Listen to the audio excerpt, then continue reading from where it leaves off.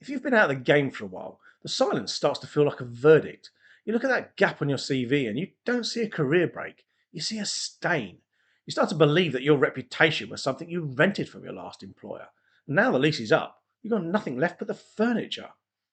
We're conditioned to think that if we aren't in a role, we're malfunctioning. But here's the reality: you lost a job, you didn't lose your standing. Redundancy is a structural decision made by a spreadsheet, not a forensic audit of your character. Treating it like a reputation event is why so many of us spend our time out of work acting like we've committed a crime. The pressure to explain ourselves doesn't come from nowhere. It starts with a ghost story. When you're sat in the pub and someone asks, "What are you up to these days?" That microsecond of internal scrambling is a specific midlife phenomenon.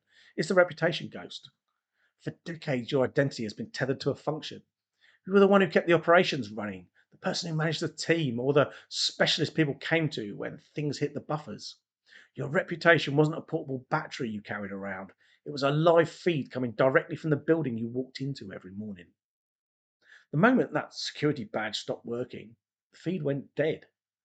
The ghost tells you that because the signal has stopped, the hard drive must have been wiped. We see this in the way people in our cohort start to carry themselves. We stop standing so tall. We treat our unemployment like a secret we're trying to keep from the neighbours. But looking at the hardware, nothing has changed. Because the ghost tells us we've lost our standing, we fall into a pattern the moment we lose our tether to a company. It's the apology trap. It shows up in every conversation with friends, with family, even with recruiters. We feel this immense structural pressure to justify why we aren't being utilised. We start explaining the nuances of the restructure, the messy politics of the exit, or how we're keeping our hand in. From a structural perspective, an apology is an admission of an error. It signals to the ghost and the person across from you that you have internalized a management decision as a personal failure. You've moved from being an observer of a market shift to a victim of it. The corporate machine benefits from this haunting. If the worker feels the shame of the gap, the company doesn't have to carry the weight of the decommissioning. When we apologise for the gap, we're implicitly agreeing that over 30 years of experience can be cancelled out by a few months of silence. Once that internal shift happens, the ghost starts whispering that your skills are disappearing along with your payslip. But the math on that doesn't actually add up. We are told that in the modern labour market, skills have a half-life. The ghost whispers that if you aren't using them every day, they're decaying. But let's look at the structural drift. The reason it takes longer to find a role in your 50s isn't because your brain is a loaf of bread going mouldy. It's because the interface between what we do and what the current corporate world wants has shifted. Think of it like a network outage. When the Wi-Fi goes down at home, you don't assume the internet has ceased to exist.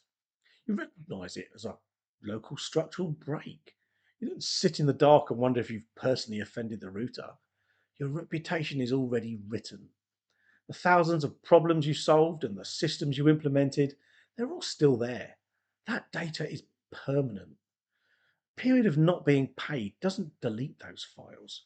It just means the monitor is currently turned off. But the ghost hates a blank screen.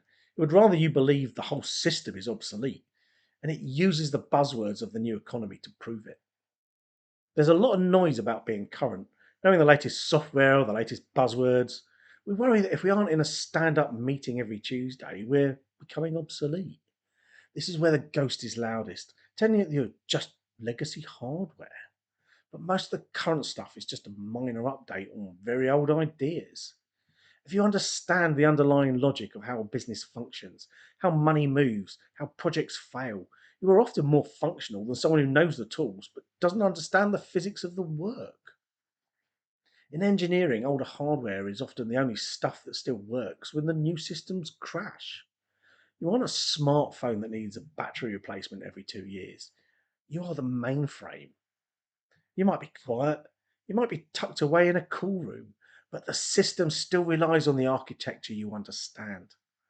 The ghost wants you to fear being the mainframe, but it's hiding the fact that the system didn't fire you because of your quality.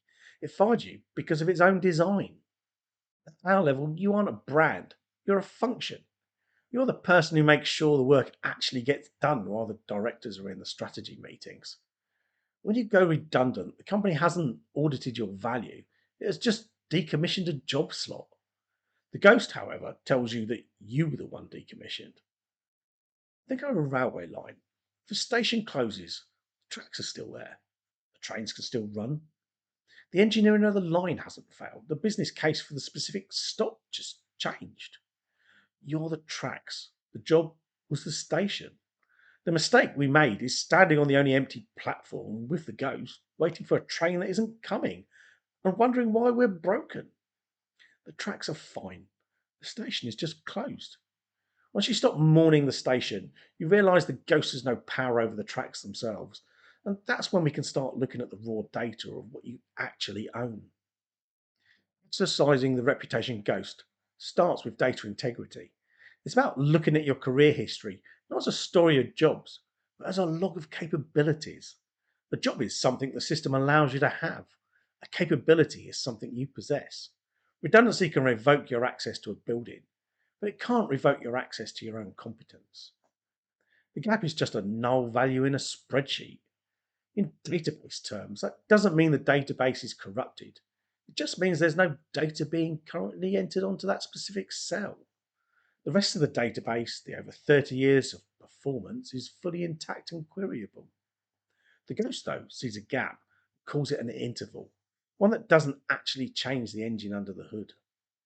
If you're navigating an interval between roles, the most important thing to recognize is that the gap isn't a hole in your life.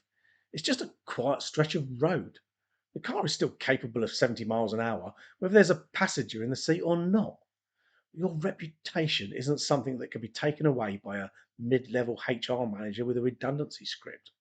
Your standing is built on over 3 decades of showing up and navigating the mess. That data is encrypted into who you are.